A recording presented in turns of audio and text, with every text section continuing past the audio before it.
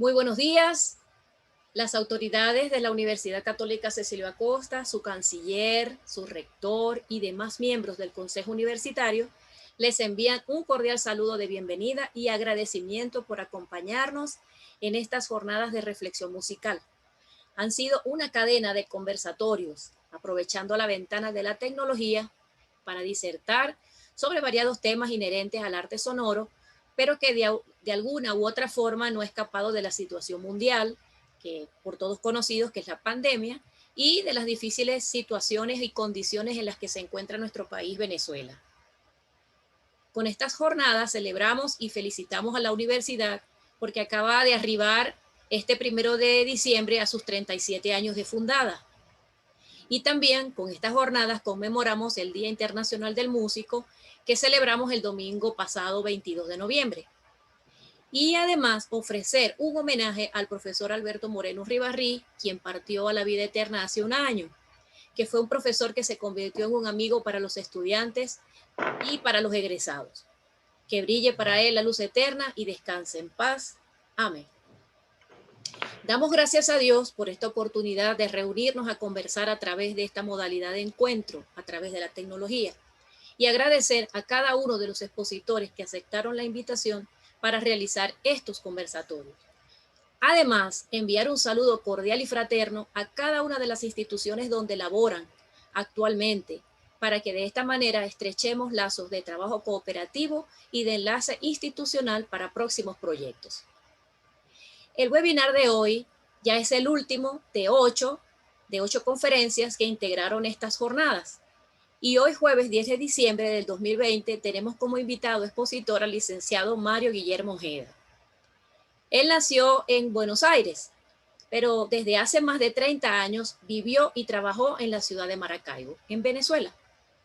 Sus primeros estudios musicales los recibió por medio del maestro José Jesús Frausto López en el Instituto Niños Cantores del Zulia. Su licenciatura en música la realizó en la Escuela Superior de Música Sacra, Católica y Pedagogía Musical en Regensburg, Alemania, y su especialidad en canto gregoriano la realizó en la Escuela Superior de Música y Teatro de München, Alemania, con el profesor doctor Johann Brexmann Gorsch. Discúlpeme, profesor, si lo pronuncié mal. Su actividad como cantante y director coral se realizó en diferentes agrupaciones vocales, como en el coro de la Escuela Superior de Música Sacra y en el ensamble vocal cantabile, ambos en Regensburg, pero también en la Escuela Gregoriana de los exintegrantes de Dobsanten, Escuela Gregoriana Bonn, Escuela Gregoriana Monacensis, y desde 1999 es integrante de la agrupación Consortium Vocale Oslo de Noruega, en donde participa como solista en diferentes países de Europa. También ha realizado 3 grabaciones discográficas con la CBO. También ha tenido gran participación en diferentes cursos y congresos de canto gregoriano, como en Cremona, Verona, Hildenheiß, Florencia, Salzburgo, etc. Ha trabajado como profesor de canto gregoriano en varios países, como Alemania, Colombia, Cuba y Venezuela. Fue profesor de las cátedras de Historia de la Música, Música Sacra, Dirección Coral y Piano de la Universidad Católica Cecilio Acosta en Maracaibo. Actualmente lo hace también. Dirigió el ensamble vocal de música sacra de nuestra universidad. Por último, desempeñó el cargo de agregado cultural de la Embajada de la República Bolivariana de Venezuela en la República de Colombia y actualmente vive en Quito, Ecuador. Así que, profesor, le dejo a usted en sus manos el webinar, presente el título y muchas gracias y discúlpeme por la pronunciación de ciertas palabras que usted es el especialista. Un gusto volver a saludarte, Lisbeth, después de tantos años, aunque nos hemos visto, obviamente, pero nuestra amistad ya tiene décadas. Un gusto saludarlos a todos ustedes que están presentes aquí en este webinar. Maestro Gustavo, un gusto saludarlo. Padre Javier, Héctor Luzardo, qué gusto verte. Y los demás participantes de este webinar. De verdad es un placer para mí poder compartir con ustedes un poquito sobre algo que nos mueve el alma en realidad. nos mueve el cuerpo y que nos hace sentir y que nos hace elevar a través de la música, a través de la música sagrada.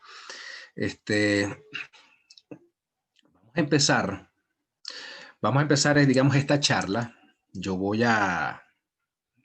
no soy una persona que me organizo mucho, paso por paso, esquema por esquema, para ver lo que vamos a hablar. Yo soy un poco más espontáneo en ese sentido. Por supuesto, llevo un orden, pero quisiera hacerlo de esta forma como siempre lo he hecho, ¿no? Y es como que no improvisar, sino expresar lo que vayamos diciendo y lo que vayamos desarrollando durante este webinar. Es muy importante para todos los que estamos acá, seamos músicos, no seamos músicos, seamos amantes de la música sacra, debemos tener claro ciertos puntos para poder nosotros aplicar este tipo de música, digamos, en la sociedad. ¿Cómo y dónde debemos interpretar la música sacra? Por un lado, debemos tener presente de que hay diferentes tipos, diferentes géneros. En este sentido, podemos hablar sobre la música religiosa, o la diferencia entre la música religiosa, la música sacra y la música litúrgica. ¿Por qué digo esto? Porque no toda música sacra es litúrgica. No toda música religiosa se puede interpretar o se puede aplicar, digamos, en el culto divino o en las celebraciones litúrgicas. Y esto tiene una serie de características que vamos a ver con algunos documentos, muy por encima, porque cuando hablamos de documentos hablamos de libros, de códices, de algo muy extenso que obviamente no tenemos el tiempo. Pero es muy importante tener claro cuáles son las diferencias entre la música religiosa, la música sacra, la música sagrada y la música litúrgica. ¿Ok? Yo les voy a compartir unos documentos, unos textos, donde nos van a hablar específicamente sobre ese tema, a la cual después podemos discutir y pueden hacer todas las preguntas que quieran. Confírmeme, por favor, cuando se vea el documento. ¿Ya se ve todo? Ok. Lo que no entiendo es por qué no se ve completamente en la pantalla. ¿Pero lo ven? Sí, lo vemos. Quítale ¿sí? Arriba donde dice Activate, quítale esa parte. ¿Esto? Sí, yo creo que ahí sí se ve. A ver.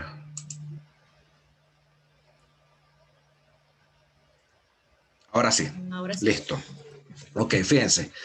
Vamos a ir leyendo. Diferencia entre música religiosa, música sacra y música litúrgica. La música en la iglesia no es la excepción. Siempre ha sido parte importante de la misma y puede decir convencido que es en la iglesia donde la música ha tenido uno de los más fuertes empujes y evolución. Por la seriedad con la que se toma, por la naturaleza de los textos con que es interpretada, por la calidad y cantidad de sus músicos, coros y compositores, ya que su principal inspiración es la Sagrada Escritura. Esto es muy importante. Esto es muy importante. ¿Cómo podemos relacionar la música para aplicarla en la liturgia? Es la relación, esto es tomar en cuenta siempre la relación texto-melodía. ¿Y de dónde proviene el texto? El texto proviene de las Sagradas Escrituras. Para que sea aplicable en la liturgia, el texto tiene que provenir de las Sagradas Escrituras. No estamos hablando aquí de qué tipo de música, sea música gregoriana, sea música polifónica, no. Aquí estamos en un principio general, ¿ok? Mas no la única, pero sí muy vinculado a ella, ya que también existe la tradición, la teología, la poesía en torno a los misterios de Dios nuestro Señor, de sus santos, en especial de la Santísima Virgen María, que ha sido el alma de innumerables cantos. Pero aún en la misma iglesia, la música tiene sus distinciones. Esto es a tomar en cuenta. Según la función que desempeña, podemos enumerar 3 principales distinciones. Música religiosa. Tomamos la definición exacta de la instrucción de la Sagrada Congregación de Ritos de Música Sacra et Música Sacra Liturgia, 1958. Música religiosa es cualquier música que, ya sea por la intención del compositor o por el tema y el propósito de la composición, es capaz de provocar sentimientos piadosos y religiosos. No está habilitada para el culto divino, tiene una índole más libre y no está admitida en las acciones litúrgicas. Se inspira en un texto de la Sagrada Escritura o en la liturgia, o que se refiere a Dios, a la Santísima Virgen María, a los santos o a la iglesia. Su utilidad consiste en crear en las iglesias un ambiente de belleza y de meditación que ayude y favorezca una disponibilidad hacia los valores del espíritu, incluso entre aquellos que están alejados de la iglesia. Por lo tanto, pueden tener su propio lugar en la iglesia, pero fuera de las celebraciones litúrgicas. Aquí cabe la música para horas santas, retiros, actos de piedad como el Santo Rosario o Vía Crucis, música para la evangelización y catequesis, etc.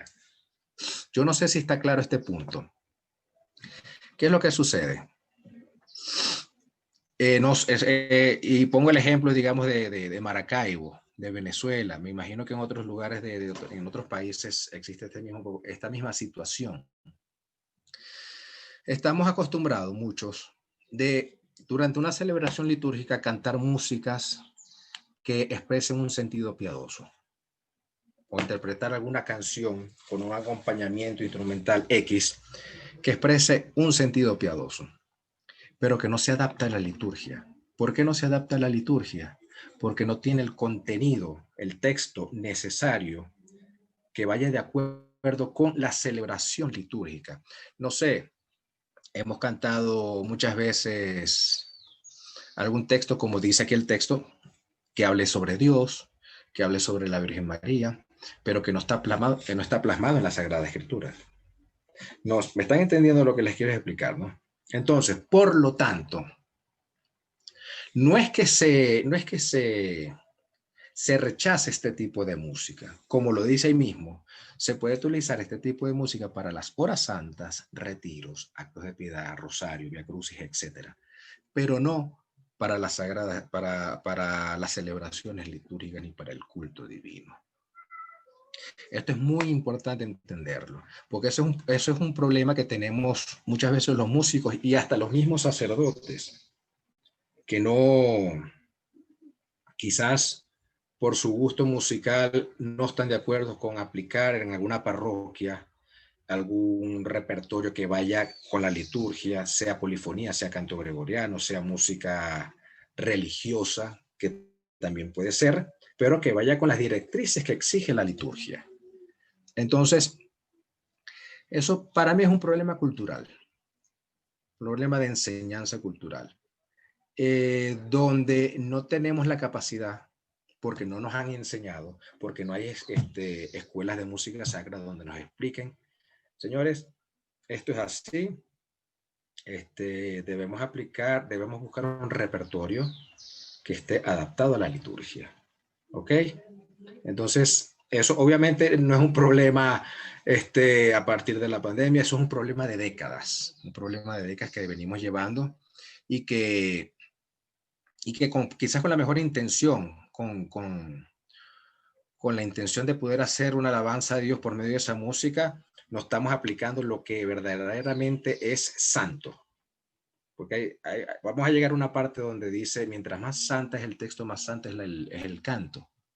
Y ahí es donde tenemos que expresar nosotros ese vínculo entre la música y la liturgia. ¿Okay? Recordemos que la iglesia siempre ha tenido, o prácticamente la iglesia ha sido el comienzo de este desarrollo musical en la liturgia. Las dos cosas van unidas, no las podemos separar. Y nosotros, pienso yo, como músicos, si estamos haciendo una alabanza a Dios, debemos hacerlo lo mejor posible, no simplemente hacerlo y que salga como salga. Yo creo que es un pensamiento muy superficial y no va con nosotros. Vamos con la música sagrada. Se entiende por música sagrada o música sacra aquella que, creada para la celebración del culto divino, posee las cualidades de santidad y bondad de formas, de donde nace espontáneo otro carácter suyo, la universalidad. Debe ser santa y por tanto excluir todo lo profano. Cuando hablamos de todo lo profano, no estamos hablando de cosas malignas, de cosas negativas, simplemente estamos rechazando u omitiendo todo lo que no tiene que ver con Dios. ¿Ok? Yo podría poner un ejemplo.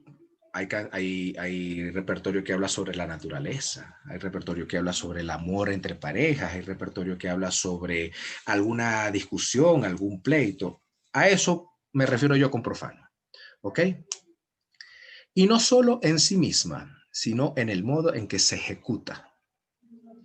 Debe ser arte verdadero, porque no es posible de otro modo que tenga sobre el ánimo de los oyentes el efecto que la Iglesia desea lograr al usar en su liturgia el arte de los sonidos. A la vez, debe ser universal, en el sentido en que aún concediéndose a toda nación que admita en sus composiciones religiosas aquellas formas particulares que constituyan el carácter específico de su propia música, debe estar de tal modo subordinado a los caracteres generales de la música sagrada, que ningún fiel procedente de otra nación experimente al oírla una expresión que no sea buena. Yo como músico considero, si yo escucho en alguna iglesia, algún templo, alguna catedral basílica, alguna pieza, qué sé yo, de Palestrina, por ejemplo, o sea, más satisfacción no puedo tener si vamos a hablar de la polifonía sacra, en un templo apropiado para ese tipo de música. Yo me emociono, por ejemplo. Yo hace mucho tiempo que lamentablemente, no vivo esa experiencia, pero es una emoción grande saber de que las dos cosas van unidas y que la estoy escuchando o la estoy interpretando o la estoy cantando, ¿ok? Bajo el nombre de música sagrada se incluyen, esto es muy importante, el canto gregoriano, la polifonía sagrada antigua y moderna en sus diversos géneros, la música para el órgano y otros instrumentos admitidos en la liturgia y el canto popular sagrado, o sea, litúrgico y religioso. Fíjense el orden en que está colocado esto, porque aquí hay que tomar en cuenta el orden. Aquí pusieron el canto gregoriano como primera opción. Y es así. O sea, la primera opción para ser interpretada en una celebración litúrgica es el canto gregoriano. El canto gregoriano es el canto principal de la Iglesia Católica. ¿Ok? Luego le sigue la polifonía sagrada. Y si analizamos esto históricamente, va de acuerdo también.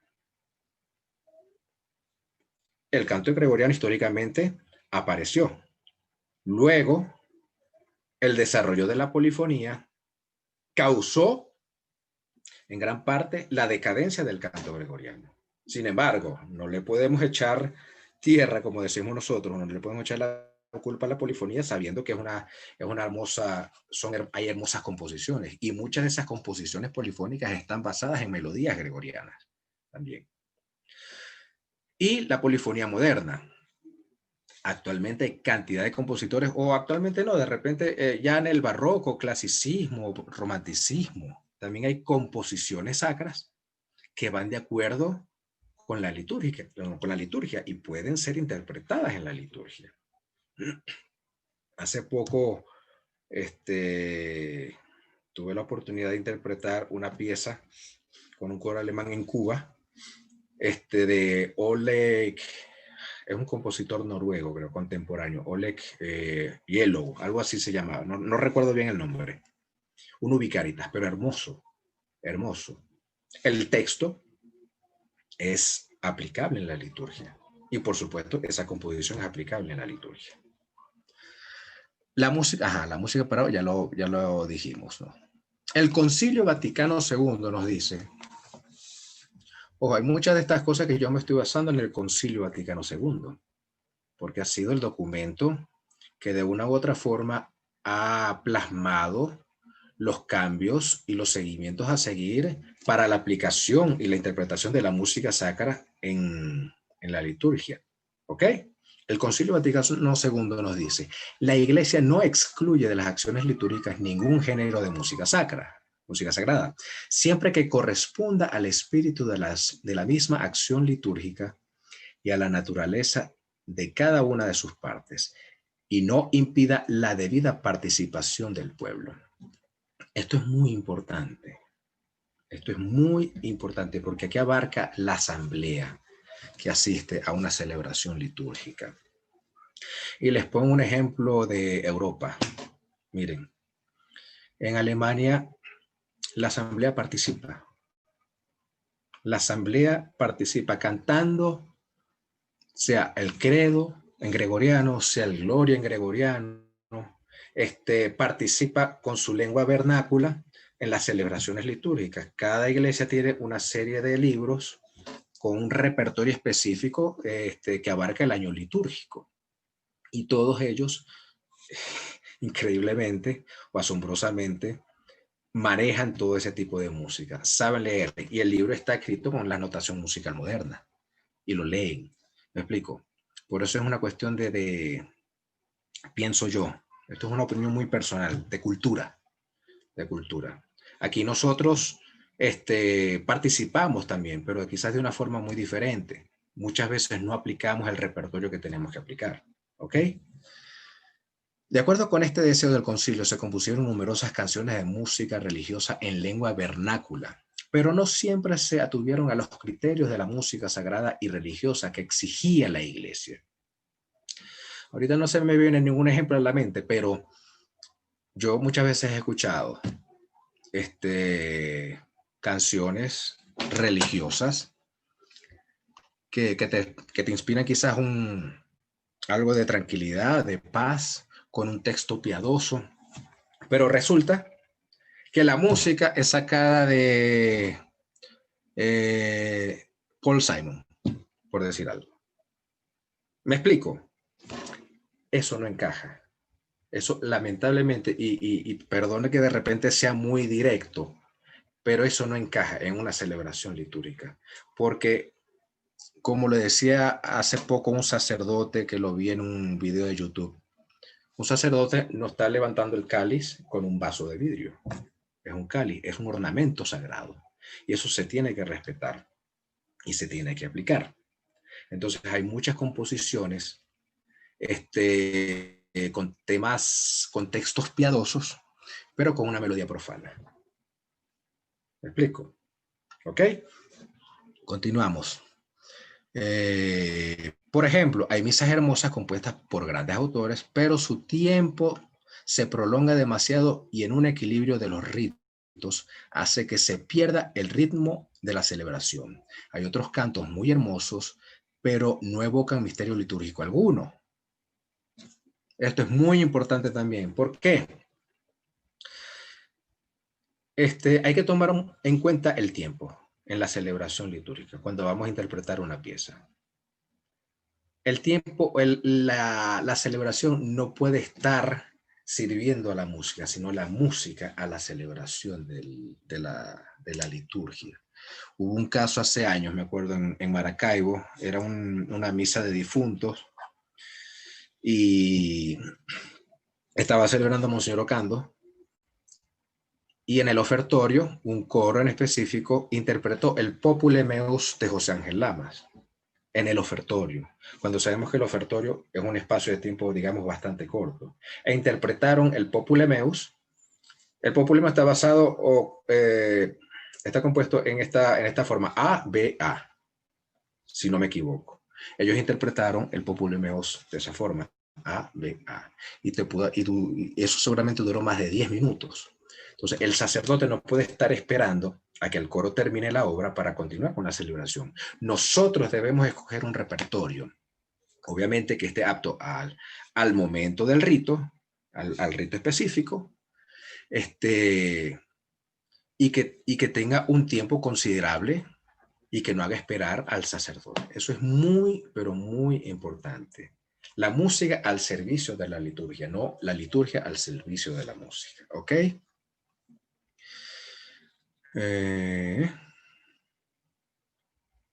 Hay otros cantos muy hermosos, pero no evocan misterio litúrgico alguno. Por ejemplo, hablemos de un Magnífica de Bach. Hablemos de un oratorio de El Mesías de Händel, que lo comentó el padre Javier, por ejemplo, hace unos días en su webinar. Eso es música sacra. Hablemos de la creación de Haydn. Esos son composiciones sacras, pero no son aptos para la liturgia. No son aptos para la liturgia. No podemos colocar, recordemos que la liturgia tiene un esquema específico, unos ritos específicos que hay que respetar. Entonces, un Magnífica de Bach no encaja en la liturgia. Para un concierto espiritual, perfecto, muy bien. Pero para la liturgia en sí, no. Música litúrgica. Una música verdaderamente litúrgica es la que interpreta el sentido auténtico del rito. Ahí está, la unión de la música compuesta con la celebración del rito y que ha sido compuesta para tales fines. Por ejemplo, procesión de entrada. Eso es lo que comentaba anteriormente. Hay un esquema a seguir en la celebración litúrgica. Un canto de entrada o un introito. Ritos iniciales, Señor ten piedad, el Gloria. Por supuesto, Gloria depende del tiempo litúrgico. Ahorita estamos en Adviento, no se debería cantar Gloria, por ejemplo. Lo hace comprensible y por lo tanto permite y conduce a la implicación y a la participación activa de los fieles. Volvemos a la participación de los fieles. Y esto lo resalta mucho el Concilio Vaticano II, la participación de los fieles. Ojo, cuando habla de participación de los fieles, no es solamente que estén cantando, que estén o que hagan su aporte musical. El silencio es una forma de participación también. El silencio, el conectarse directamente con Dios de forma silenciosa, sin decir una palabra, eso es una participación muy importante también. Es la que expresa el misterio que se celebra. Entre rito y música tiene que existir una relación directa de compenetración. Esta es una frase extremadamente importante. Entre rito y música tiene que existir una relación directa de compenetración.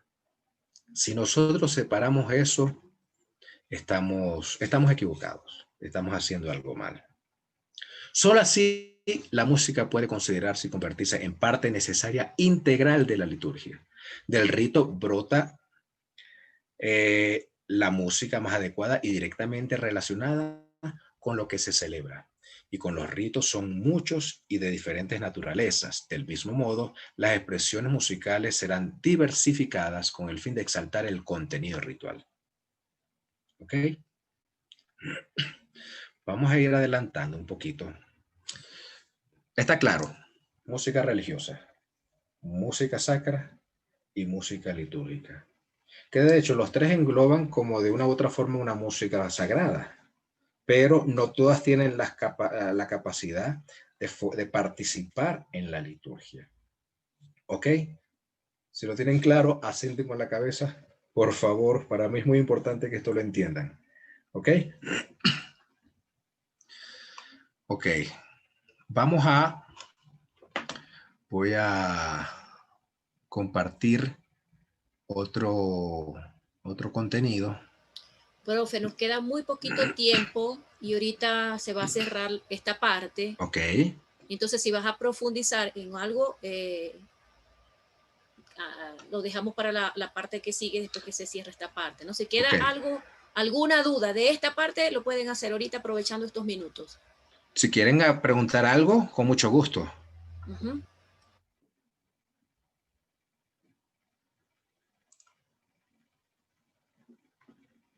Está claro todo. ¿Sí? La diferencia entre música religiosa, música sacra, música litúrgica, quedó claro. Quedan 2 minutos de conexión en esta parte. Me alegro, Ana, que quede claro. No sé si se ve la pantalla. Ok, no estoy acostumbrado a que la pantalla se vea tan rápido, pero bueno, qué bueno. Fíjense, aprovechamos estos minutos, Lisbe, hablando de esto, si no hay preguntas. Ok, como una introducción. Hay una serie de documentos a través del tiempo que han surgido y que tienen relación con la música sacra. Aquí tenemos el motu propio de Pío X sobre la música sagrada en 1903. Es un documento, ya tiene más de qué, más de 100 años, más de 110 años, ¿no? Y habla específicamente, más o menos de lo que hemos hablado, pero con algunas diferencias. Aquí trata un punto muy interesante por lo viejo que es el documento, ojo, y que el Concilio Vaticano de una u otra forma lo ha cambiado. Habla, por ejemplo, sobre que la interpretación musical debe ser en latín, porque es el idioma de la Iglesia Católica, solamente en latín, que está prohibido, digamos, la lengua vernácula. Sin embargo, el Concilio Vaticano II dio paso o ha dado paso a, a la interpretación de la música sagrada en lengua vernácula. Si estamos en Venezuela, si estamos en Ecuador, en español, en Alemania, en alemán, etcétera. Siempre y cuando vaya de acuerdo con las directrices que cada iglesia, cada parroquia, cada comunidad exige. ¿Ok? Entonces tenemos este motu propio, instrucción acerca de la música sagrada. No lo quiero leer tanto para adelantar un poco, simplemente subrayé o resalté, digamos, lo que yo considero más importante. Principios generales, aquí tenemos, debe ser santa y por lo tanto excluir todo lo profano, ya lo habíamos hablado. Y no solo en sí misma, sino en el modo con que se interpretan los mismos cantantes. Debe ser santa. Aquí debemos tomar en cuenta que si debe ser santa, el texto debe provenir de las Sagradas Escrituras. Debe ser santa y por lo tanto excluir todo lo profano. Y no solo en sí misma, sino en el modo con que la interpreten los mismos cantantes. Un cantante debe tener la disposición espiritual, por supuesto musical, vocal, para, para, para hacer un buen trabajo en este sentido. Es muy importante. Aquellas personas que vivimos de la música, que hemos vivido, que hemos experimentado muchas cosas, que hemos escuchado muchos coros, que podemos dar una opinión al respecto, aquí suena bien, aquí suena mal, eso es irrelevante. Aquí lo irrelevante es aquí lo relevante es la oración cantada, la elevación de la oración para la glorificación de Dios. ¿Ok? Esto hay que tomarlo mucho en cuenta. Aquellos compositores de música sacra. Esto es como la imagen de Gregorio Magno con su copista. O sea, por medio del Espíritu Santo, el copista escribe lo que le dicta Gregorio Magno, que no es Gregorio Magno, sino el Espíritu Santo. Me explico. Nosotros debemos meternos en ese mundo espiritual y poder entender esa relación o buscar esa unión, esa relación que hay entre la melodía y el texto. Yo toda mi vida he hablado de melodía y texto, porque en la buena música. ¿Por qué? Porque si la unimos, el mensaje va a ser hermoso. Por mucho que quizás no entendamos el texto, pero una cosa es el lenguaje y otra cosa es el texto. ¿Ok? Entonces, debemos unir estas dos cosas para que la música sea lo más santa posible. Lo más santa posible. Vamos a continuar. Maestro Mario, Ajá, dígame. ¿puedo? Claro que sí, maestro. Adelante. Sí, fíjese que es bien importante eso, eso que está comentando. Mi papá duró casi 40 años de organista en una parroquia aquí del pueblo y siempre sus cantos pues siempre fueron seleccionados con base a las lecturas del día. Y va relacionado pues, eso es tan importante que dice. Mi padre pues ya falleció, yo un tiempo estuve tocando y seguí ese mismo ejemplo del trabajo pues litúrgico en las iglesias. Pero hoy día, y no nada más aquí en mi pueblo, sino que en diferentes pues partes aquí de la región, otras ciudades, ya ve uno cómo hay pues personas que tocan las misas, pero pues ya con sintetizadores, con teclados musicales y les ponen pues ritmos y cumbias y de, no, casi le dan ganas a uno de bailar y pues ya es otra, se pierde completamente pues la espiritualidad ahí, así lo creo yo y con base a lo que está diciendo. Además de que cuando por aquí en el texto pues que nos pone la forma pues de interpretar, porque hay cantores que le echan tonaditas hasta como con falsete y que parece que están cantando el pastor o sea, con ese estilo y dices, o sea, ya se convirtió en otra cosa. Y de repente a veces, como bien dice, es falta de cultura, de conocimiento, de preparación, en este caso, pues de tener algo más abierto a lo que es y de conocimiento sobre todo a lo que es la música litúrgica. Entonces, creo que está tocando un tema muy, muy importante. Yo creo que también esto de repente hace que se pierda el sentido en los cantos litúrgicos. Yo creo así. Es lamentablemente así, maestro. Es lamentablemente así y yo creo que la culpa la tenemos todos nosotros porque no tenemos que forzarnos a divulgar este conocimiento, a divulgar estos documentos, porque no es invento de nosotros, que yo quisiera que en una celebración se cantara solo gregoriano. No, esto está escrito, esto está plasmado por personas especialistas en la materia. Entonces, es un problema de cultura, pienso. Y usted lo decía, por ejemplo, un puernatus es nobis, un niño nos ha nacido, no la vamos a cantar un Viernes Santo. Un Christus factus, Cristo se ha hecho obediente hasta la muerte y muerte de cruz, no la vamos a cantar un 25 a medianoche. Cada repertorio tiene su espacio litúrgico para ser interpretado y eso hay que saberlo. Eso hay que saberlo. En el tiempo de Adviento hay un repertorio de Adviento. Ojo, estoy hablando de las celebraciones litúrgicas, pero si vamos a un concierto hoy mismo, que estamos en tiempo de Adviento, vamos a escuchar un aleluya, vamos a escuchar un gloria a Dios, etc. Pero eso es otro tema a tocar.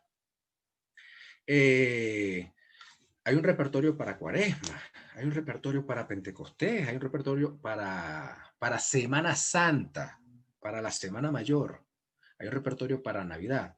Y el canto y la música gregoriana a eso lo tiene muy bien estructurado. Hay una serie de libros, aprovecho esto para darle publicidad a los libros gregorianos, que también forma parte del Concilio Vaticano también. La impresión de libros de música gregoriana. Hay libros gregorianos que contienen el repertorio completo de la misa. Un repertorio para Adviento, un repertorio para Cuaresma, y eso se tiene que aplicar. Eso se tiene que aplicar. Si lo vamos a hacer en lengua vernácula, si lo vamos a cantar en español, es lo mismo. Es lo mismo. El texto es el mismo, pero en otro idioma.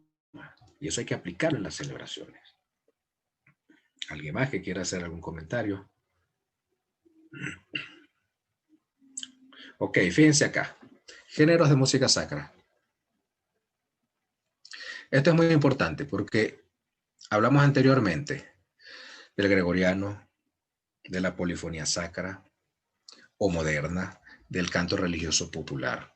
Pero acá, en lo que está marcado, una composición religiosa será más sagrada y litúrgica cuanto más se acerque en aire, inspiración y sabor a la melodía gregoriana.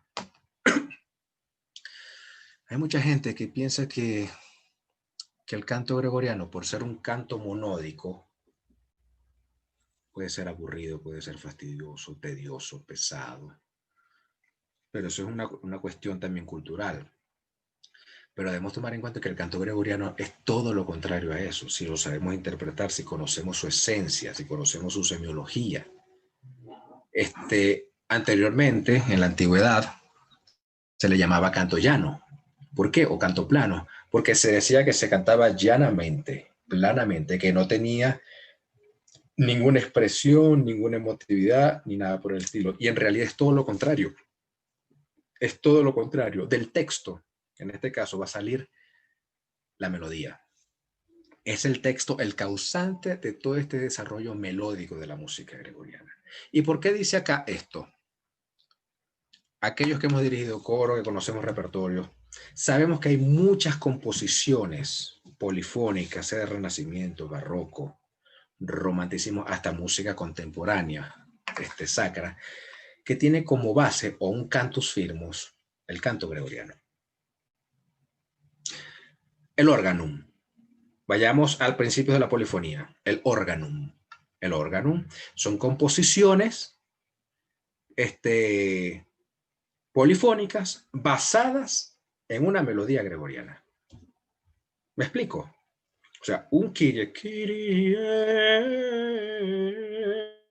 por ejemplo, esa melodía la vamos a cantar una quinta ascendente. Entonces, si utilizamos estas dos melodías paralelamente, vamos a tener polifonía, pero basado en una melodía gregoriana. Por eso es muy importante entender este párrafo. Una composición religiosa será más sagrada y litúrgica cuanto más se acerque en aire, inspiración y sabor a la melodía gregoriana. ¿Ok? Sigamos acá. Procúrese especialmente que el pueblo vuelva a adquirir la costumbre de usar del canto gregoriano, para que los fieles tomen de nuevo parte más activa en el oficio litúrgico, como solían antiguamente. Es un trabajo arduo. Educar a la gente a que interprete ese tipo de música. Yo me acuerdo muchas veces en la iglesia de San Tarcisio que minutos antes de que empezara la misa, yo instruía a la asamblea presente, al público presente, a que se les enseñaba el Kyrie, para que por lo menos participaran un poco en eso. Es importante que el pueblo participe, que la asamblea participe. No solamente en silencio, como lo dije anteriormente, sino que participe musicalmente, que oren con nosotros también. Las supradichas cualidades se hallan también en sumo grado en la polifonía clásica, especialmente en la de la escuela romana, que en el siglo XVI llegó a la meta de la perfección con las obras de Giovanni Pierluigi da Palestrina. Yo creo que todos aquí conocemos quién es el personaje. Lamentablemente no lo conocemos en persona, pero sabemos su historia. Y que luego continuó produciendo composiciones de excelente bondad musical y litúrgica. No sé si conocen la Misa del Papa Marcello, de Giovanni Pierluigi da Palestrina, pero esa misa es considerada como ejemplo máximo de polifonía sacra. Espero que tengamos tiempo, Olivia, porque yo quisiera ponerle algunos ejemplos auditivos, ¿no? Algunos videos. Tú me avisas, por favor. Ok. Aquí, ¿qué es lo que quiere decir esto? Aparte del canto gregoriano, tenemos que tomar en cuenta la polifonía sacra. Y yo soy, por ejemplo, un amante de la polifonía sacra. Yo.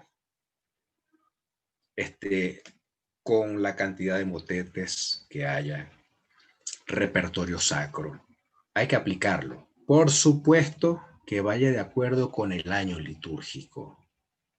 Eso es muy importante. No es que yo voy a escoger un aleluya y lo voy a interpretar en Cuaresma, ¿no? No, o en Adviento. No, en Adviento sí, perdón, pero en Cuaresma no. ¿Me explico? Eso es muy importante tomarlo en cuenta. Un texto que pueden conseguir ustedes para que vayan. Todo esto se los voy a enviar también a Livia para que lo puedan tener, ¿ok? Pero en internet obviamente se consiguen muchas cosas sobre el año litúrgico y el significado de los colores. Eso es muy importante. La vestimenta del sacerdote tiene un color en específico y eso no es porque hoy amanecí con ganas de vestirme de azul, me he visto de azul. No. Eso tiene un significado religioso muy importante a tomar en cuenta. La polifonía clásica se acerca bastante al canto gregoriano, lo que dije anteriormente. Hay muchas composiciones. Por ejemplo, Tomás Luis de Victoria. El famoso motete Ave María. La entonación, ¿cuál es? Es gregoriana. Ave María, El Alma Redentoris Mater de Palestrina. La entonación es gregoriana. Alma, etc. Y así, cantidades de composiciones basadas en una melodía gregoriana, ya sea renacimiento, barroco, romanticismo, etc. ¿Ok? Otro tema importante. La música más moderna se admite en la iglesia, puesto que cuenta con composiciones de tal bondad, seriedad y gravedad, que de ningún modo son indignas de las solemnidades religiosas. Señores, si alguna composición moderna va de acuerdo con el texto litúrgico, señores, apliquémoslo. Apliquémoslo. Hagámoslo en la celebración litúrgica. Hay tanto repertorio hermoso. Hay una misa de Frank Martin, por ejemplo. Lo que pasa es que es muy larga. Hermosa para doble coro. Una misa. Kyrie, Gloria, Credo, Santus y Agnus Dei. Hay tanto repertorio para aplicarlo que vale la pena y no siempre limitarnos a lo mismo. Eso es otro problema también que tenemos, que nos limitamos a lo mismo. Cantamos lo mismo, por muy hermosos que sean. Yo considero el Stabat Mater de Pergolesi hermosísimo, yo lo pudiera escuchar todos los días, pero hay tanto repertorio también que se puede interpretar de igual forma. El Stabat Mater de Arvo Pärt, por ejemplo, hermosísimo, que es contemporáneo, es el mismo texto, pero con una melodía contemporánea, una composición más moderna. Sin embargo, como la música moderna es principalmente profana, deberá cuidarse con mayor esmero que las composiciones musicales de estilo moderno que se admitan en las iglesias no contengan cosa ninguna profana ni ofrezcan reminiscencias de motivos teatrales. Y no estén compuestas tampoco en su forma externa imitando la factura de las composiciones profanas, lo que hablamos anteriormente. No podemos escoger un texto piadoso o un texto litúrgico de la Sagrada Escritura y colocarle una música, como usted dijo, maestro Gustavo, con instrumentos no apropiados o con ritmos no apropiados. Pierde la esencia, pierde la belleza o gran parte de la belleza de lo que expresa este tipo de música. Vamos a estar muy claros, estos son conceptos muy conservadores. Son muy conservadores. Yo estoy muy de acuerdo con ellos. A mí me encanta. ¿Por qué? Porque crecí con ellos. Crecí con este tipo de música. Fui educado con este tipo de música, gracias a Dios. Sin embargo, he visto, por ejemplo, muchos músicos en celebraciones litúrgicas que cantan con una guitarra y todo lo demás. Ok. Pero si lo van a hacer, tienen que hacerlo musicalmente y espiritualmente lo mejor posible. Lo mejor posible, porque es a Dios a quien le estamos cantando, y se supone que si es a Dios a quien le estamos cantando tiene que ser lo mejor posible, no decir no, total, eso es para Dios, si eso es para Dios mejor no hagas nada, vamos a tratar de hacerlo lo mejor posible, musical y espiritualmente. Ok, aquí hay más material.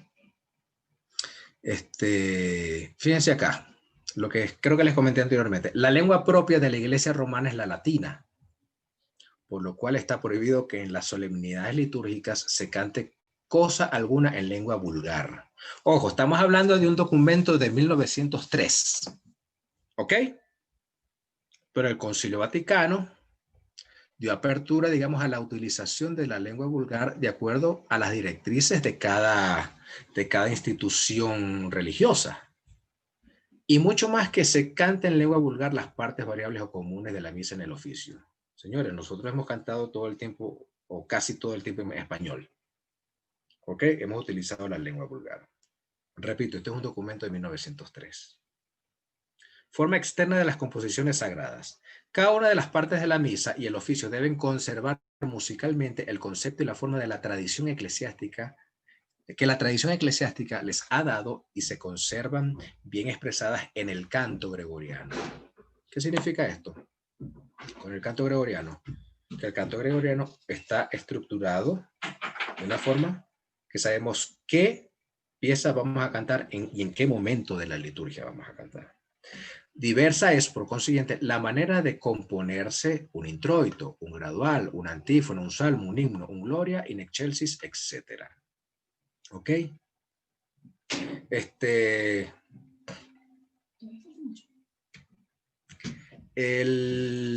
Un introito. Recordemos que en la misa hay cantos propios y cantos ordinarios. Hay cantos que varían, hay cantos que son fijos. ¿Ok? Y eso es también importante tomarlo en cuenta en la liturgia. ¿Ok? Esto es un punto importante, pero muy importante. Órgano e instrumentos.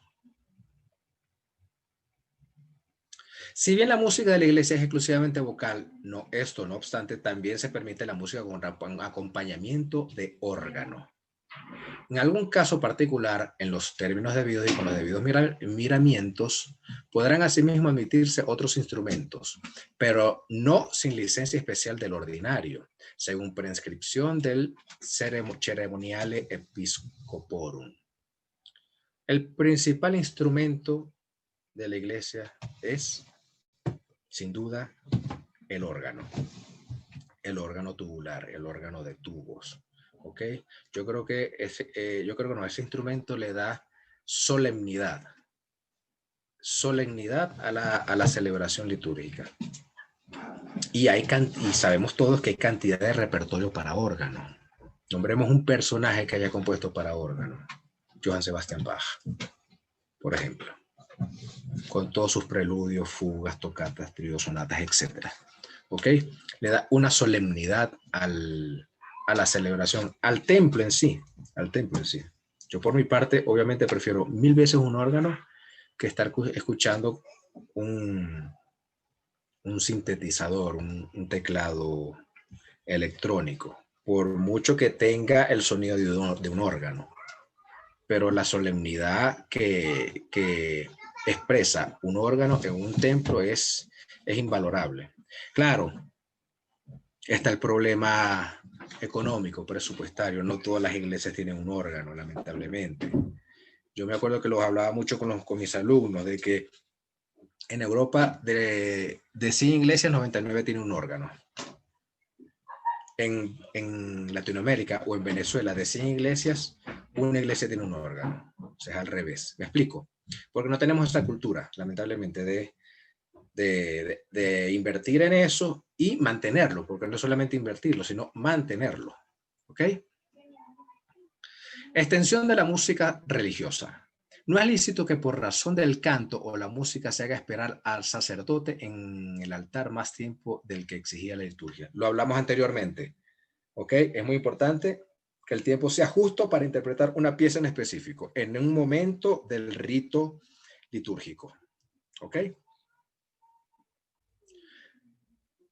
Aquí está, la música forma parte de la liturgia y no es sino su humilde sierva. Es la música servidora de la liturgia, no la liturgia servidora de la música. ¿Ok?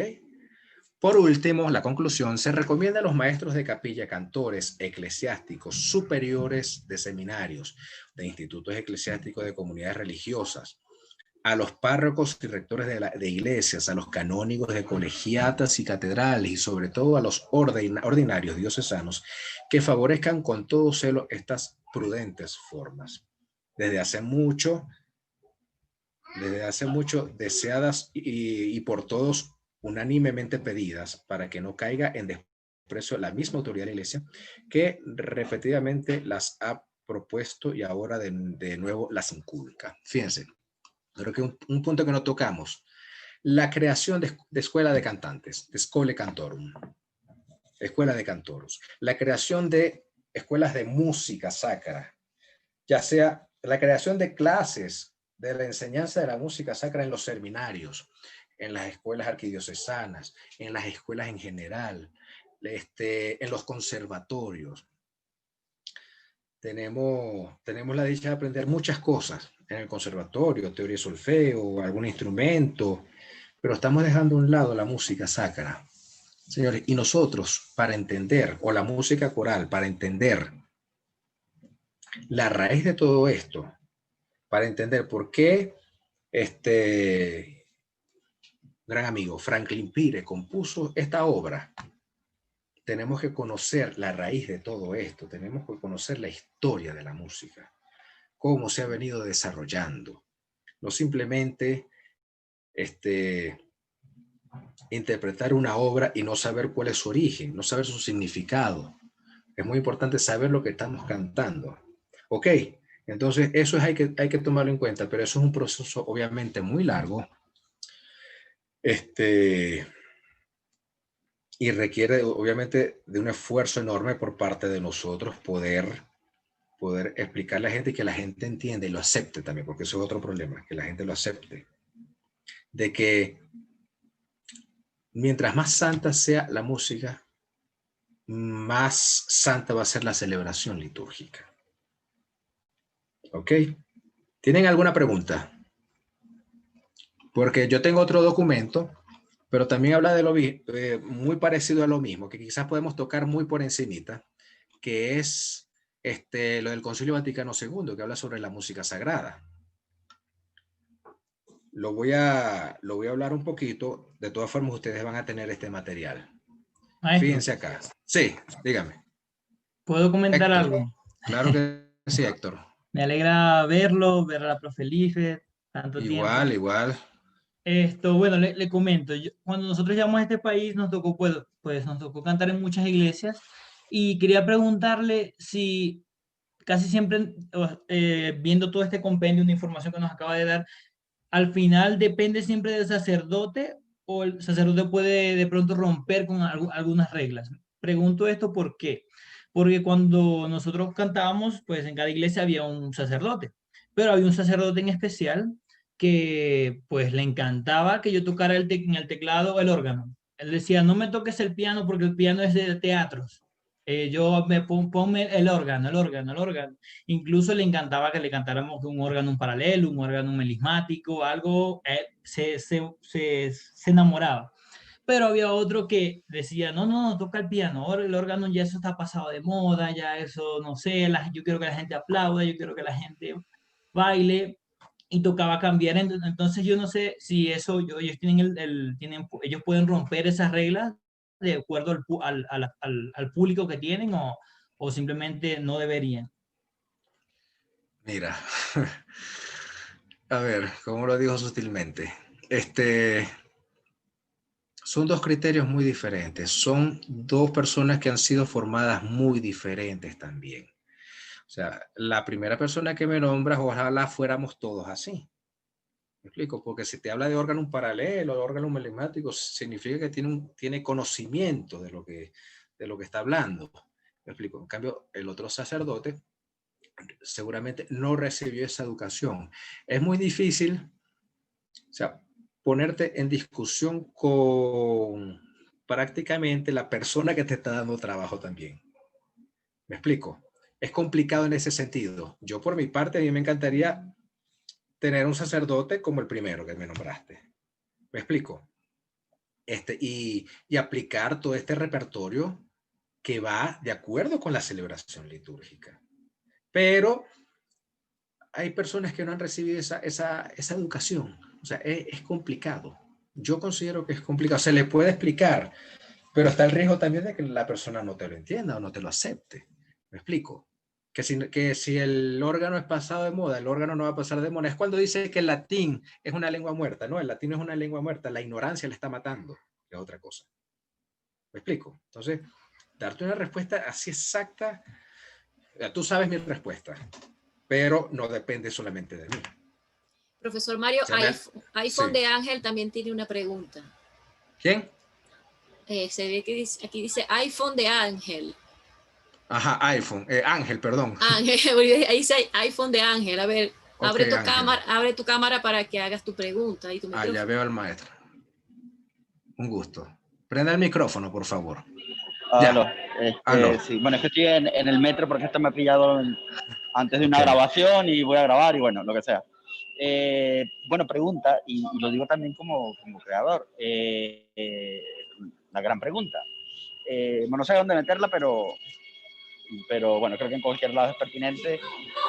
A la luz de este tipo de consideraciones, ¿qué ¿qué se puede decir de la música contemporánea? Mira, ahí creo que Dentro de lo lo comenté dentro de lo anteriormente. que es música Ajá. clásica. A ver, hay repertorio contemporáneo que es aplicable en la liturgia.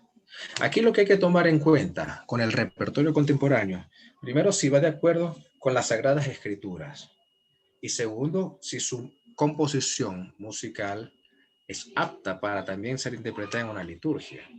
Hay compositores contemporáneos que tienen un repertorio hermoso y que se han aplicado en las celebraciones litúrgicas. Por supuesto, se debe tomar en cuenta, como lo dice uno de los documentos acá, uno de los artículos, el canto gregoriano, la música polifónica sagrada antigua y moderna, ¿ok? Todo depende del texto. Esto es muy importante tomar en cuenta, el texto. El texto que vaya de acuerdo con las Sagradas Escrituras, porque podemos tener una composición contemporánea que tenga un texto piadoso que te hable sobre Dios, que te hable sobre la Virgen, que te hable sobre un santo en específico, pero es un texto que no está contemplado en las Sagradas Escrituras. Una composición propia, donde yo puedo escribir, Dios mío, ayúdame en este problema, tal, y yo le coloco una melodía. Son músicas, son composiciones que no pueden ser aplicadas en que no deberían ser aplicadas en una celebración litúrgica. No sé si estoy respondiendo a tu pregunta, pero por Por supuesto, poner un sí ejemplo, perdón, sí, por poner un dime. ejemplo así que se conoce mucho, que la verdad que está bastante, no es música contemporánea ni mucho menos, pero entonces desde ese punto de vista será tremendamente cuestionable cosas como el Requiem de Verdi, que es una música Ojo, que, ok, aunque no está hecha para ópera, es música teatral en su lenguaje. ok, exacto. Si tú me estás hablando de un requiem, recordemos que el requiem es una composición que lleva una serie de cantos en específico, es para misa de difuntos, ¿ok? Eso es música sacra, pero la pregunta ¿es apta o no apta para la liturgia? Porque hay que tomar, como lo dije anteriormente, hay que tomar en cuenta el tiempo disponible para interpretar el requiem de Verdi, el introito, como Y ya, bueno, introito. perdón, creo que lo he planteado mal. Sacando de la ecuación Ajá. la extensión, que es, bueno, ¿Tú te no sé refieres a cuánto la dura, parte teatral? 2 horas. El Requiem de Verdi, supongamos que puede ser más pequeño, pero el lenguaje sigue siendo un lenguaje teatral. Está a la Sí. mitad de caballo entre el Requiem de la mitad, entre el lenguaje de Verdi de la mitad de su obra y el último Verdi, el de Falstaff o el de Otello. Pero no deja de ser una música descriptiva desde lo teatral. Entonces, Ok, pero bueno, esa era exacto. Por lo que dices, no debería entrar en la liturgia. Es una música sagrada, por supuesto, pero no entra en la liturgia. Tiene un factor interesante ahí que no va de acuerdo con la liturgia, que es la parte teatral. Ok, ojo, es una composición sagrada con un texto sagrado que se puede interpretar en un concierto, por ejemplo, en un concierto espiritual, pero no cabe dentro de la liturgia. Eso es muy importante tomarlo en cuenta. No entra dentro de la liturgia. Por ejemplo, estamos acostumbrados, hay obras aisladas que forman parte de alguna obra grande, de algún oratorio, como el Aleluya de Händel. Lo hemos cantado miles de veces como canto final, a pesar de que en la celebración litúrgica no existe el canto final. Ojo, sino la oración de despedida y punto. ¿Entiendes? Pero bueno, con el ejemplo de que tú das, yo considero que no debería formar parte de la liturgia. bueno, genial, gracias. No, con gusto, Ángel. Fíjense, continúo, Lisbeth, ¿vamos bien? Yo creo que falta poquito para que se vuelva a cerrar esta partecita y ya volvemos nos volvemos a conectar cuando se cierre y seguimos con el conversatorio. Sin embargo, ya que me diste chance, quiero darle la bienvenida al director del programa de música de la Universidad Católica Cecilio Acosta, el profesor Julio Quiroz, que me acabo de dar cuenta que está aquí. Me siento espectacularmente emocionada que esté conectado en el último webinar de las jornadas, con gran esfuerzo. Yo sé que él está aquí. Profesor, si tiene algunas palabras en este pedacito, profesor Julio. Escucha, profesor Julio. Tengámosle Creo que no. paciencia porque debe tener...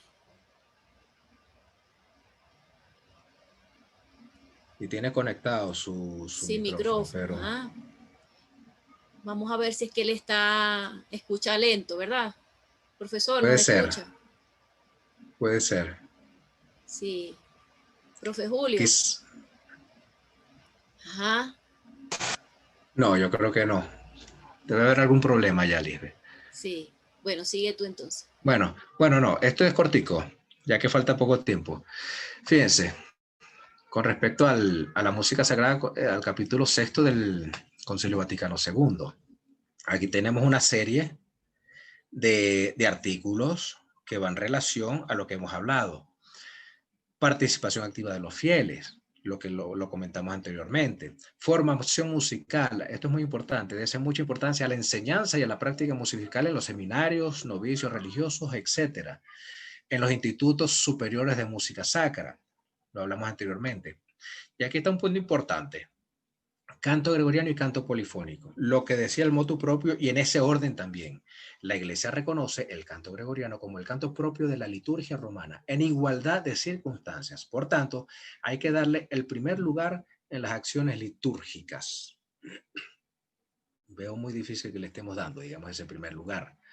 Los demás géneros de música sacra, y en particular la polifonía, de ninguna manera han de excluirse en la celebración de los oficios divinos, con tal que respondan al espíritu de la acción litúrgica. Señores, si toda composición responde al espíritu de la acción litúrgica, es aplicable. Es aplicable. Esto es lo que hay que tomar en cuenta. Canto religioso popular. Foméntese con empeño el canto religioso popular, de modo que en los ejercicios piadosos y sagrados y en las mismas acciones litúrgicas, de acuerdo con las normas y prescripciones de la rúbrica, resuenen las voces de los fieles. Y aquí está un tema interesante: estima de la tradición musical propia. Todo pueblo, toda región, toda ciudad, en realidad tiene una tradición musical propia. Como en ciertas regiones, principalmente en las misiones, hay pueblos con tradición musical propia que tiene mucha importancia en su vida religiosa y social. Desde esta música la debida estigma y el lugar correspondiente, no solo al formar su sentido religioso, sino también al acomodar el culto, a su idiosincrasia. Por esta razón, en la formación musical de los misioneros, procúrese cuidadosamente que dentro de lo posible puedan promover la música tradicional de su pueblo, tanto en las escuelas como en las acciones sagradas. ¿Se entiende? Tomar en cuenta también la tradición musical de cada región. En México seguro lo habrá, en Argentina lo hay, en Venezuela, en Maracaibo específicamente lo hay.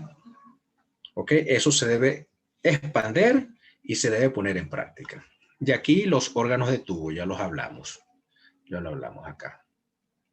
Y aquí es un tema interesante: cualidades y misión de los compositores. Los compositores, o aquí mismo mejor, compongan obras que presenten las características de verdadera música sacra y no solo puedan ser cantadas por las mayores scholae cantorum, sino que también estén al alcance de los coros más modestos y fomenten la participación activa de toda la asamblea de los fieles. Los textos destinados al canto sagrado deben estar de acuerdo con la doctrina católica, lo hemos venido diciendo desde el principio. Más aún, debe tomarse principalmente de la Sagrada Escritura y de las fuentes litúrgicas. Esto, hay un repertorio exigente donde se interpreta en alguna catedral en específico. ¿Por qué? Porque hay un coro muy bueno. Pero también hay que tomar en cuenta los coros más modestos, los coros amateurs, y buscar un repertorio apropiado para ese tipo, para esas agrupaciones.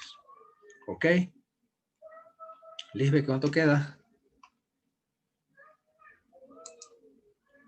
Lisbeth, ¿cuánto tiempo queda? Sí, ya queda un minutito, Okay, para que se cierre la llamada. Vamos en la próxima parte, vamos a hablar un poquito sobre algo muy corto sobre cómo interpretarla. Y nos vamos a basar en unas declaraciones de San Juan Pablo II también. Y luego, si les parece, como ya para finalizar, colocarles una serie de videos para ambientar un poquito esto, ¿no? No solamente, y sus preguntas, por supuesto, no solamente las preguntas de ustedes, o hablar yo solamente, sino las preguntas también de todos ustedes. Y despedirnos con una oración cantada por medio de un video. Vamos aquí abajito. Que es un tema, quiero que ustedes tengan bastante tiempo para preguntar lo que quieran. ¿Cómo se debe interpretar la música litúrgica? ¿Cómo se debe interpretar la música litúrgica? La belleza debe invitar a la oración. Ciudad del Vaticano, 19 de enero de 2001.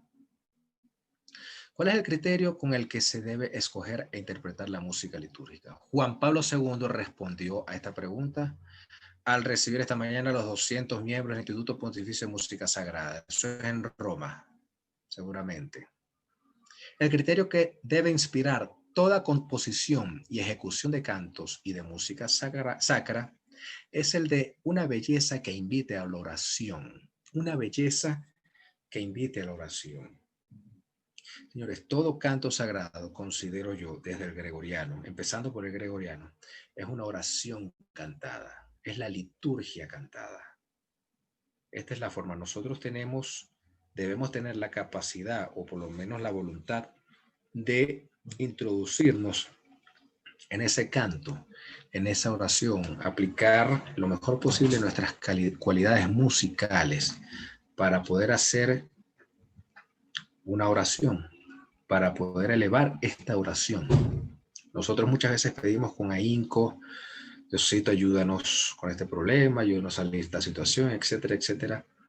Ese mismo amor, ese mismo ahínco debemos aplicarlo al momento de cantar.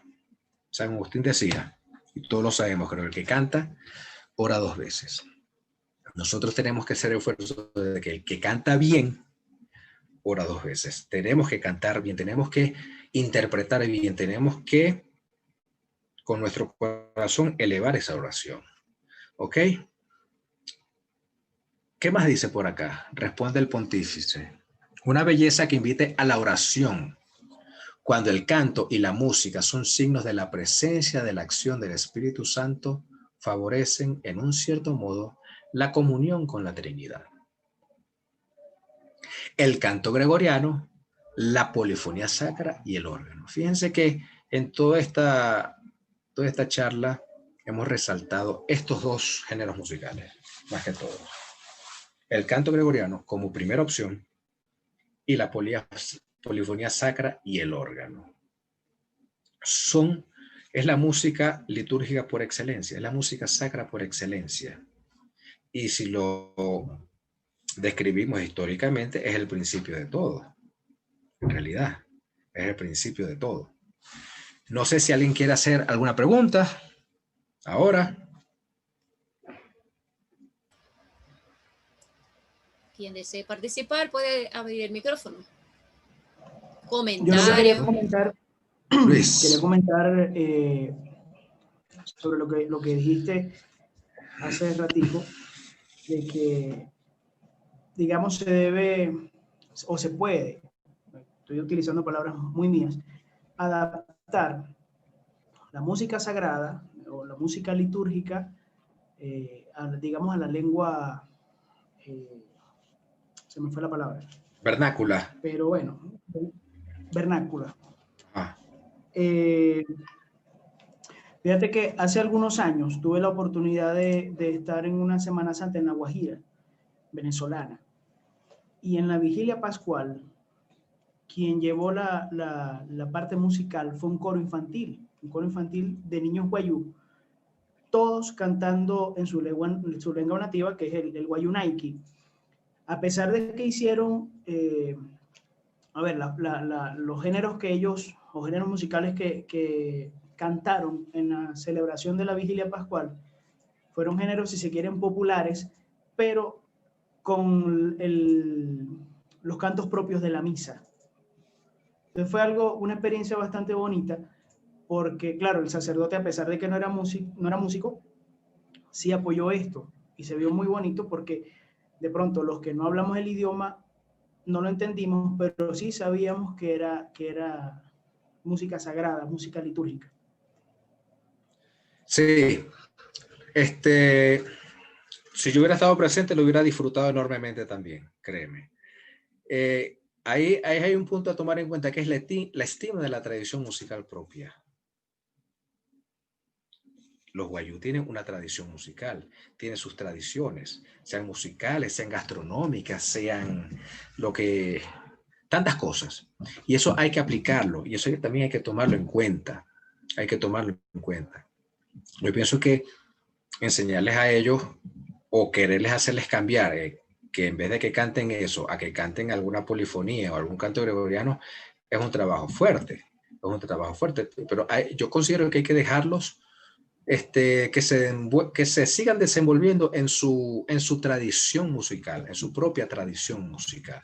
¿Me explico? Recordemos que en los tiempos de la colonia en Latinoamérica, los misioneros enseñaban a los niños y a los más grandes la construcción de instrumentos, el canto gregoriano, la polifonía y todo eso. Pero bueno, estamos hablando de tiempos muy antiguos. Acá tenemos una tradición musical que tiene que ser muy valorada también. Por eso yo considero que es válido. Es válido. Yo, en una opinión personal, no soy ningún director de algún ente religioso ni nada por el estilo, pero yo como músico considero que es válido. Por ejemplo, las misas de gallo, los aguinaldos, todo eso forma parte de nuestra tradición y eso hay que aplicarlo. ¿Me explico? Luis, ibas a decir algo, creo. Sí, de hecho, es mucho más fácil poder evangelizar incluso a través de su cultura, de su idioma, de su música. Es mucho más fácil poder, que era, digamos, Sí. la misión principal de estos sacerdotes misioneros. E incluso actualmente se sigue haciendo así. Sí, obviamente es más fácil. Hay un punto también, por ejemplo, que el concilio dice, porque antes se permitía la celebración litúrgica en latín y los cantos tenían que ser en latín, pero ya ellos de una u otra forma, considero yo que han abierto un poco esa mentalidad y para mejor entendimiento de la evangelización utilizar su lengua vernácula. Pero una cosa que yo considero y que yo me acuerdo que se lo decía a los alumnos, una cosa es el idioma y otra cosa es el lenguaje. Porque yo puedo estar escuchando una canción que me canta en un idioma que yo no entiendo, pero de una y otra forma a mí me traslada o me transmite una sensación muy hermosa de escuchar esa pieza sin entenderla, sin entender lo que están diciendo. Ahí juega mucho lo que es la melodía también, la música. Yo les daba, digamos, un ejemplo a los alumnos, un ejemplo profano, por decirlo de una forma. Tú conoces el juego del béisbol, o todos conocemos el juego del béisbol. Tienen catcher, pitcher, shortstop, right field, left field, center field, death ball, home run. No entendemos nada de lo que significan esas palabras, posiblemente. Pero conocemos el lenguaje del juego. Y el lenguaje del juego es darle a la pelota y correr en el diamante hasta hacer una carrera. Ese es el lenguaje. ¿Me están entendiendo lo que quiero decir con este ejemplo, digamos, profano? A eso me refiero. Hay mucha música que quizás no la entendemos, pero que nos transmite alegría, nos transmite tristeza, nos transmite emoción, fuerza, etcétera. ¿Ok? Ese es el poder que tiene la música. Fabiola Najar pidió la palabra. Fabiola. Ya, gracias. Bueno, una pregunta y un comentario. Okay. Me preguntaban los compañeros que cómo es aquí en México. Yo he tenido la fortuna de trabajar con músicos en algunos estados de la República Mexicana. Yo soy del Estado de México, pero, por ejemplo, en Hidalgo, a mí algo me sorprendió. Bueno, tú vas aquí a la Ciudad de México y tienen órganos, algunas iglesias, que es como ustedes lo están refiriendo, ¿no? Y es como muy bonito y sorprendente porque alrededor pues no No hay pueblos o lugares que tengan ese instrumento, salvo lugares como Tultepec, que tienen una cultura importante con el órgano.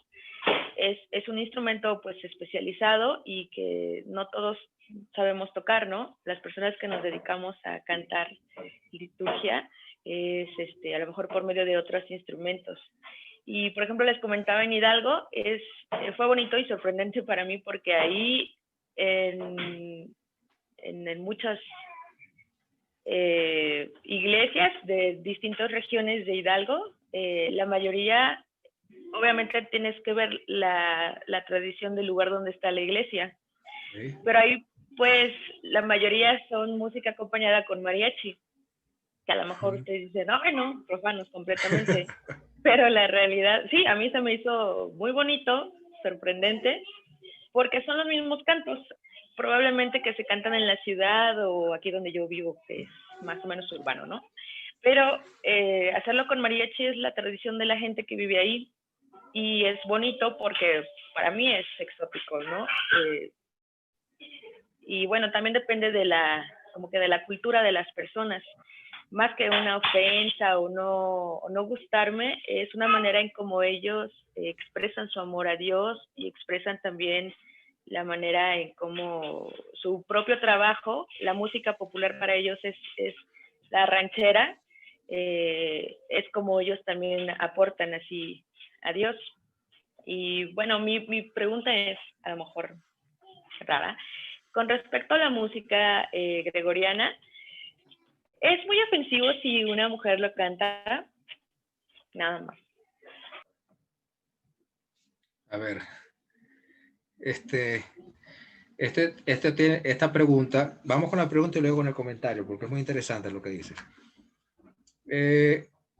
Se pensaba antiguamente, o se decía antiguamente, que la mujer no debía cantar música gregoriana, o no debía formar parte, digamos, de alguna agrupación, etc. Actualmente no es así.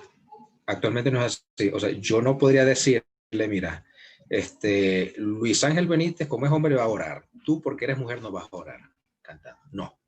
De hecho, en Europa hay muchas agrupaciones gregorianas femeninas. Y hay muchas agrupaciones de hombres también. Tanto tú como yo tenemos la libertad de interpretar una pieza gregoriana. Por supuesto que sí, por supuesto. Ahora viene el gusto de cada quien. Hay personas que le gustan más agrupaciones masculinas que agrupaciones femeninas. Pero eso es un gusto ya personal.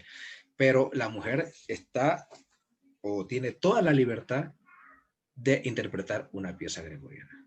¿Me entiendes? Ahora, con lo de los mariachis, yo entiendo. Mi pregunta es, ¿ellos interpretaban eso durante la celebración litúrgica o durante algún Via Crucis o qué? Bueno, es sobre la liturgia y obviamente en las celebraciones, en los Via Crucis también, porque esa es su cultura. No hay músicos que se dediquen a otro tipo de música. Ok, entiendo. ¿Qué te puedo decir, Fabiola? Mira, uno se basa, digamos, en los documentos, pero también es muy importante tomar en cuenta la tradición de cada región, la tradición musical de cada región. Y tú no puedes desechar esa tradición musical. No la puedes hacer. Es como quitarle a un mexicano, quitarle un mariachi, es quitarle la esencia. ¿Me entiendes? Entonces, eso no se puede hacer. Más o menos. Exactamente. Bueno, ok, pero no se debería hacer. Yo pienso que hay que ser tolerantes, porque estamos en un mundo donde pensamos muy diferentes, o quizás no tenemos el conocimiento, o tenemos el conocimiento y no nos gusta, porque nos queremos aferrar a una tradición. Y es así, porque no es solamente con el ejemplo que diste, en México. Por ejemplo, en Maracaibo, la tradición musical de Maracaibo es la gaita. Y cuando llega el 18 de noviembre, que es la patrona de nuestra ciudad, la Virgen de la Chinita, hay gaitas por todos lados en honor a la Chinita, ¿me explico? Y eso es algo muy hermoso también, y eso se tiene que incentivar. Y se habla mucho de un regionalismo en Maracaibo. ¿Me explico? Entonces es válido también. Es válido. Y también Yo me acuerdo que nosotros... Ajá, dime. Perdón. No, dime, Me interrumpí. También Dime. tiene que ver muchas veces con la cultura de las personas que están llevando la celebración, por ejemplo, la boda o el bautizo. Hay gente que... Yo me dedico a los eventos sociales y canto en iglesias, pero hay gente que dice, quiero con órgano tradicional, así y nada más. Y si está la posibilidad del órgano, si no, pues tenemos que meter un sintetizador, desafortunadamente. Exacto. Pero nos adaptamos a lo que también la gente que está siendo, ¿cómo se dice?, ferviente, necesita. Hay quienes dicen, no, a mí tráeme un cuarteto de cuerdas y quiero los violines y quiero piezas muy, muy elaboradas y que suene bonito. O hay quien dice, quiero 3 cantantes y que canten este repertorio. Y hay gente que está bien con el órgano y con un cantante. O hay gente que de plano no quiere un cantante, nada más quiere la música instrumental.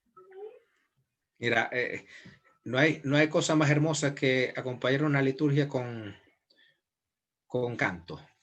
La liturgia tiene que ser cantada por parte de los músicos. De hecho, hay sacerdotes que a veces cantan sus prefacios. En su misal romano tienen una serie de textos que deben ser cantados obligatoriamente, por mucho que no canten los sacerdotes, pero lo tienen que cantar. ¿Me explico? Es como tú dices, es una cuestión de cultura. Y cambiar esa mentalidad es un trabajo de décadas, porque tú puedes dar un curso sobre la música sacra y ya ahí quedó. Ok, tienen algún conocimiento, pero no lo aplican. ¿Me explico? Sí, claro. A mí alguna vez me dijo algún padre que lo importante era que también, como usted lo mencionó al principio con otras palabras, era que la gente se involucrara con el rito, que cantara y que pusiera atención, que quisiera estar a gusto en ese lugar.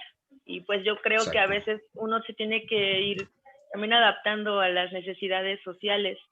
Yo estudié la licenciatura en la Escuela de Bellas Artes, soy licenciada en música y ahí tenemos una educación, pero la realidad es que mucho de esa educación, si yo la canto donde yo vivo en mi región, no la acepta la gente. Tengo que adaptarme a los cantos populares o a la música que ellos están aceptando o que se saben, de forma que ellos puedan ir aceptando a lo mejor dentro de todas esas canciones populares una diferente y la escuchan y como que más amablemente la aceptan.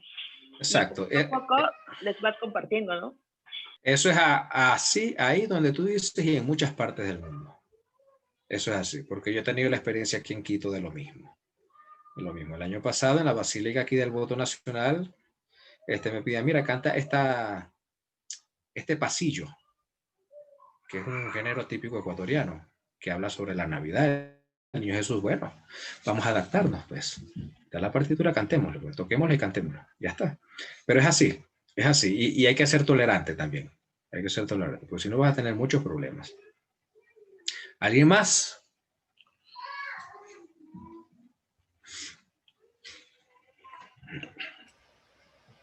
No, continúa, profesor. No, entonces, yo quisiera colocarles algunos ejemplos auditivos para que nos demos cuenta, digamos, lo que es, todos sabemos obviamente, pero nunca está de más escuchar algún repertorio sobre música gregoriana, sobre música polifónica. Yo preparé aquí 2 piezas, pero de repente si tenemos más tiempo podemos aplicar otras piezas. Voy a dejar de compartir pantalla para colocarles el video, ¿ok? Si alguien quiere hacer una pregunta rápido, lo puede hacer sin ningún problema. ¿No hay nada? Bueno, vamos a escuchar. Ya va. Déjeme salir otra vez un momentito. Que no sé si hice algo. Ajá, aquí está. Esto. Y acá. Yo les voy a colocar una pieza, coro gregoriano, Consortium Vocale Oslo se llama, coro de Noruega, que ellos ahí en este video van a interpretar, digamos, como una especie de salmodia gregoriana y la van a unir, una salmodia gregoriana, Padre Nuestro, el Pater Noster, pero en gregoriano, y lo van a unir a un Pater Noster polifónico del compositor Trond Kverno. Trond Kverno es un compositor noruego contemporáneo, con títulos de música sacra, en teoría musical y dirección coral, de la Escuela de Música, la Escuela Noruega de Música, ¿ok? Y es muy conocido por sus composiciones litúrgicas. Es una composición para voces oscuras. Entonces, espero que todo funcione bien con la tecnología aquí y podamos escuchar.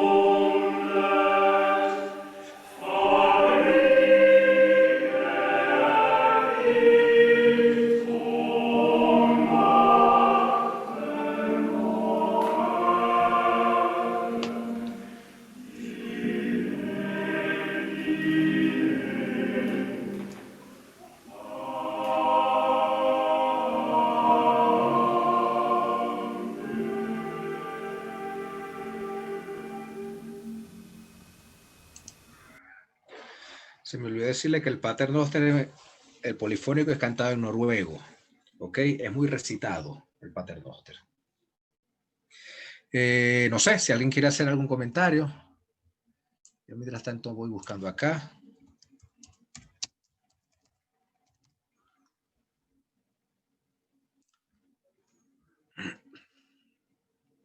Fíjense. Ya entrando a lo que es la polifonía sacra. Hay un motete, a mí particularmente me encanta mucho, un motete llamado Sicut Cervus, es del Salmo 42. Y es un motete que habla sobre la bendición del agua. Por lo tanto, es un motete que se debe cantar el sábado santo, durante la Semana Santa. El sábado santo. ¿Ok? El texto habla del anhelo de Dios, mantuvo su asociación con la música fúnebre. El texto es, digamos, bueno, ya vamos a ver el texto porque les voy a poner la pieza, digamos, con la partitura para que lo vayan leyendo.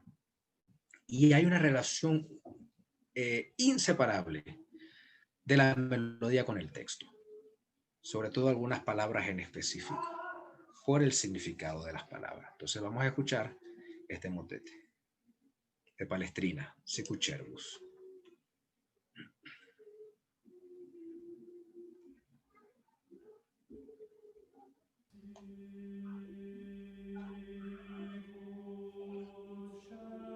¿Se escucha?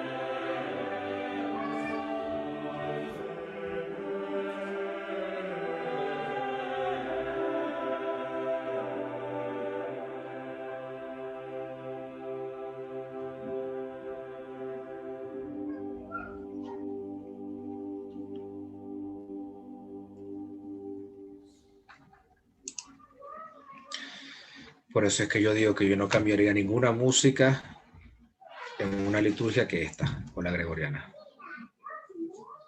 Así de sencillo. Es mi pensamiento y mi convicción, en realidad. Fíjense, este es un motete que se nota, digamos, esa relación texto-música. La palabra desiderat es muy compuesto de forma imitativa. La palabra fontes, que traduce arroyo, fuente, agua, es, digamos, como una parte del clímax de esa obra. Entonces, es ese juego entre melodía y texto que resalta mucho en esta obra. No sé si quieren escuchar, por ejemplo, esta es una obra, una composición de Thomas Tallis, compositor inglés, que tiene mucha relación con una composición, digamos, de aquellos tiempos de la Reforma, de Lutero, y es muy característico del Renacimiento inglés.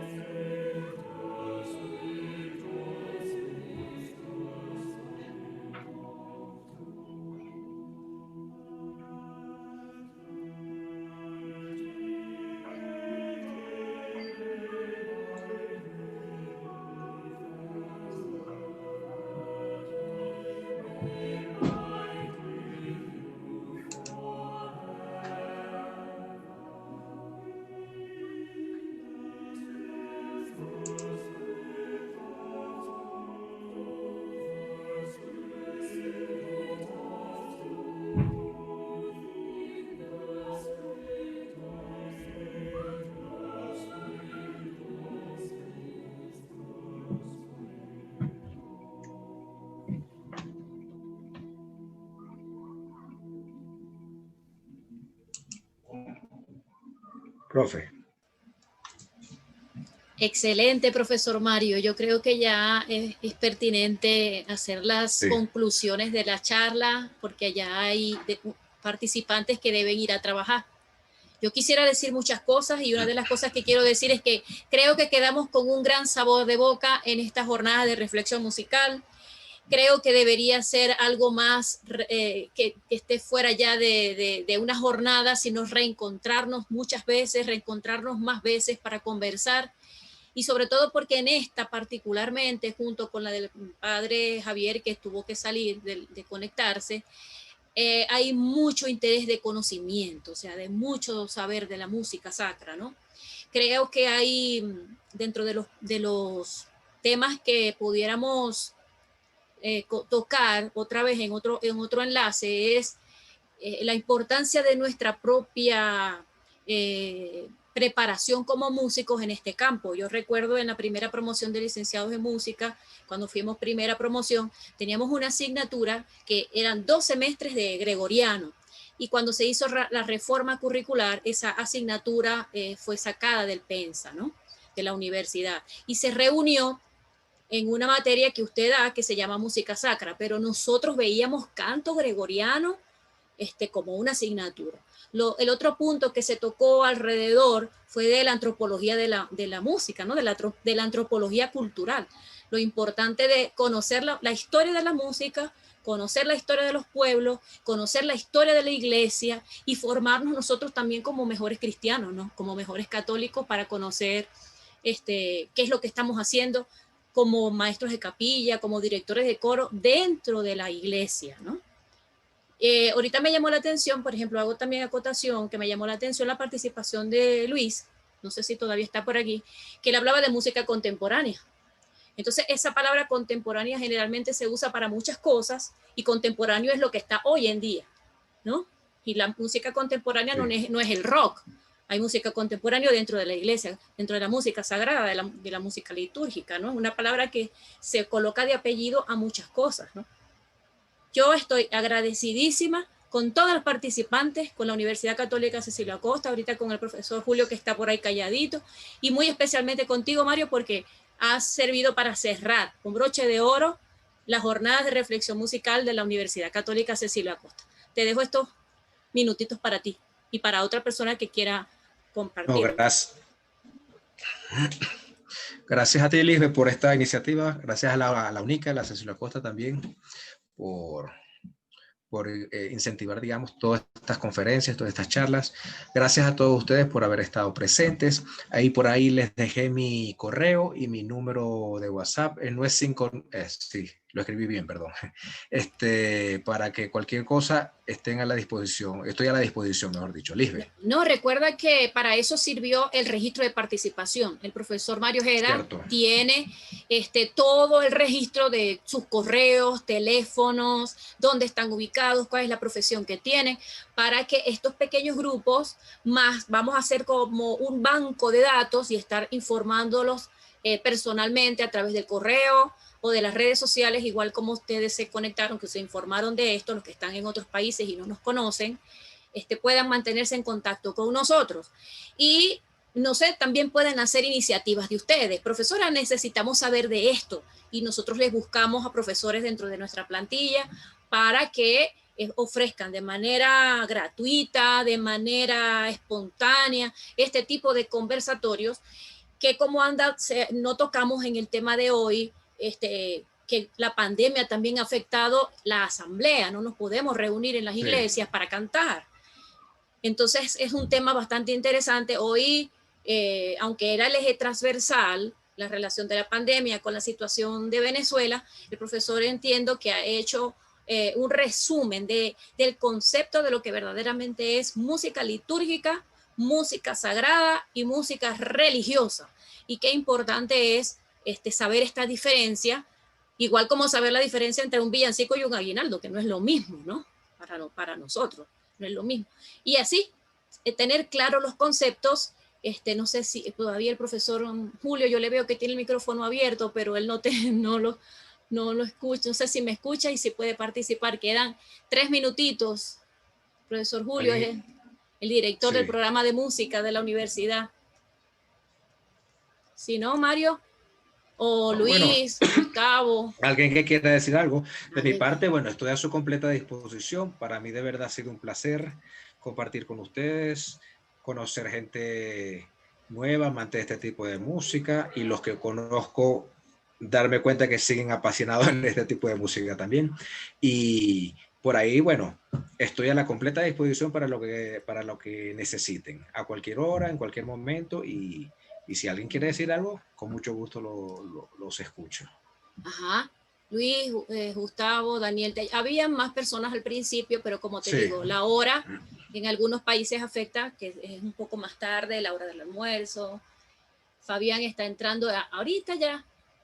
Fabián está entrando ya, será para despedirse.